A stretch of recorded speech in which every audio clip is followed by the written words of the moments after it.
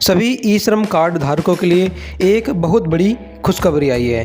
दोस्तों, ई श्रम कार्ड जिन भाइयों ने बनाए हुए हैं तो ई श्रम कार्ड से काफ़ी सारी सुविधा मिलनी स्टार्ट हो चुकी हैं। दोस्तों, जैसा कि आप ये देख रहे हैं कि NIPUN नई सीख नई दिशा, एक मैसेज आपके फ़ोन पर आया होगा और ये जो मैसेज है सभी के फ़ोन पर जा रहा है जिन लोगों ने अपना ई श्रम कार्ड बनवाया हुआ है। तो आइए दोस्तों जानते हैं किस तरह की योजना है और आपको क्या क्या लाभ मिलने वाला है। प्लीज़ वीडियो को बिल्कुल भी स्किप नहीं करना है, नहीं तो जो जानकारी हम आपको बताने वाले हैं वो आपसे मिस हो सकती है।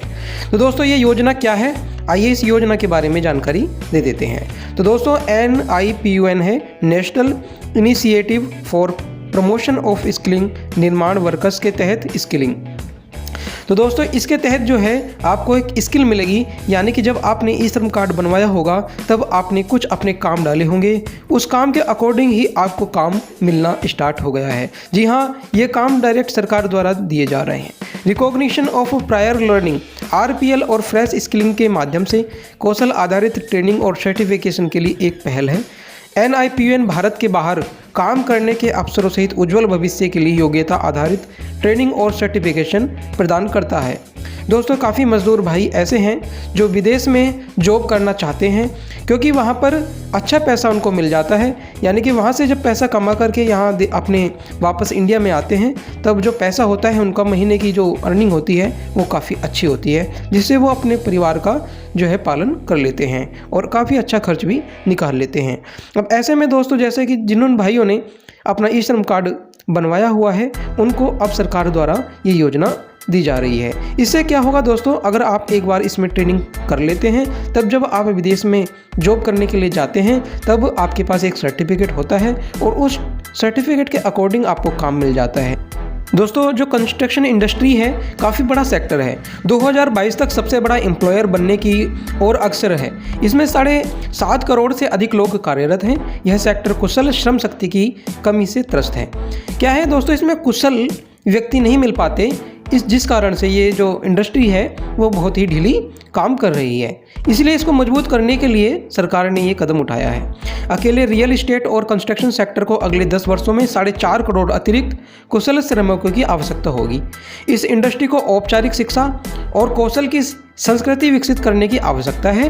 बिल्डिंग और कंस्ट्रक्शन सेक्टर में हो रही तीव्र प्रगति के मद्देनजर श्रमिकों के उत्पादकता और कौशल संगत आय में वृद्धि की आवश्यकता को ध्यान में रखते हुए इस सेक्टर में कौशल विकास की नितांत आवश्यकता है। दोस्तों, जैसे कि आप जानते हैं कि ज़्यादातर विदेश में जो बिल्डिंग का काम चलता है, एक तो हाइड्रोजेटिंग का काम सबसे ज़्यादा चल रहा है, क्योंकि देखा भी होगा आपने, जो सऊदी जाते हैं, दुबई जाते हैं, हाइड्रोजेटिंग में सबसे ज़्यादा जाते हैं, या फिर उससे भी ज़्यादा कुछ है तो वो सेक्टर है दोस्तों ये वाला, जिसकी मैं आपको बता रहा हूं। तो दोस्तों, क्या होता है, जब कोई कंपनी कंस्ट्रक्शन का कार्य करती है तब उस समय पे कौशल योग्य मजदूर भी नहीं मिल पाते, क्योंकि आजकल क्या है दोस्तों, मजदूरों का भी पढ़े लिखा होना बहुत ज़रूरी है, जिस कारण से उनको जो आमदनी का स्रोत है वो बहुत ज़्यादा बढ़ जाता है। सेक्टर स्किल काउंसिलिंग SSC जैसे कंस्ट्रक्शन, इंफ्रास्ट्रक्चर, इक्विपमेंट और पंबलिंग में इंडस्ट्री पार्टनर्स के एक नेटवर्क के माध्यम से 1 लाख से अधिक श्रमिकों को कार्यान्वयन एजेंसी के रूप में राष्ट्रीय कौशल विकास निगम NSDC के माध्यम से कौशल प्रदान करने के लिए प्रोजेक्ट NIPUN शुरू किया गया है।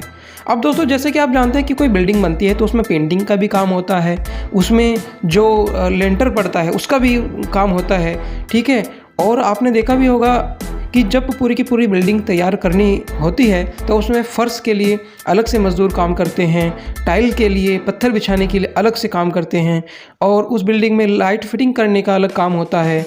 दूसरी चीज़ क्या है कि अगर पंपलिंग का काम है वह भी इसमें कराया जाता है। तो दोस्तों, ये चीज़ें आपको ध्यान में रखनी है कि किन किन लोगों को आवश्यकता होगी, किन किन मजदूरों की ज़रूरत पड़ेगी। RPL के माध्यम से ट्रेनिंग एवं सर्टिफिकेशन, नए कौशल और अंतर्राष्ट्रीय प्लेसमेंट के अवसर। प्लेसमेंट का अवसर ये है कि आपको यहाँ पर सर्टिफिकेट भी प्रदान किया जा रहा है और जॉब भी मिल रही है। श्रमिकों के लिए बेहतर आजीविका के अवसर यहाँ पर आपको दिए जा रहे हैं।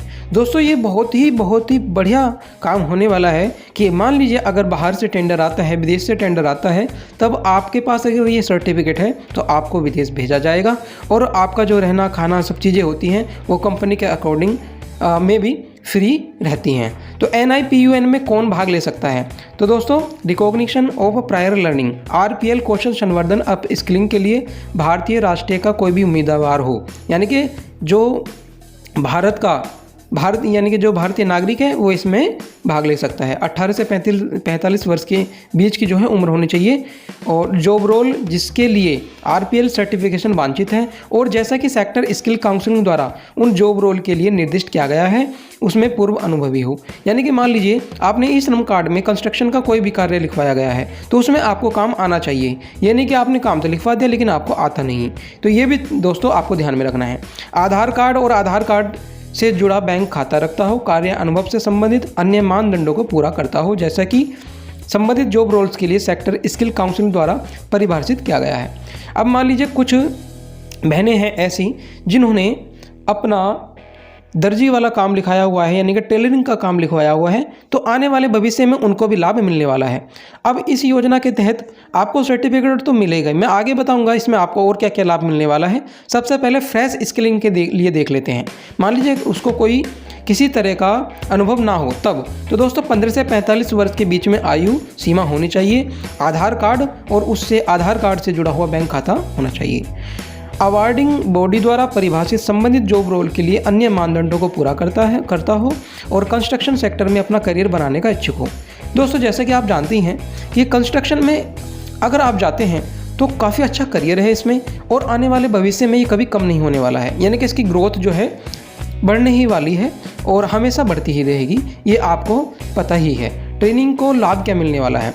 तो दोस्तों ट्रेनिंग का मतलब ये है यानी कि आप क्या हो, आप ट्रेनी हो।